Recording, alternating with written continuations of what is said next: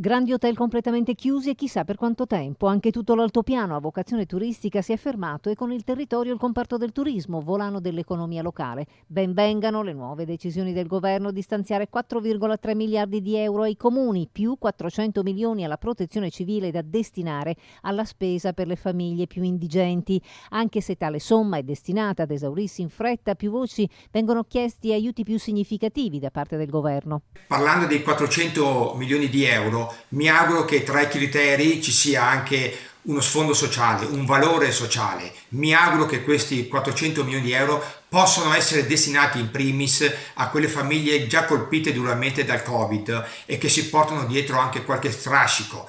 Spero che questi 400 milioni di euro possano essere investiti e erogati a tutte quelle famiglie, a quei nuclei familiari che oggi hanno perso il lavoro e che non sanno come poter affrontare i prossimi duri mesi. Quindi lo sfondo sociale deve essere in prima linea. Noi dobbiamo preservare le fasce più deboli, le persone più bisognose e i nuclei familiari con dei bambini che oggi hanno bisogno di uno Stato e di un comune vicino.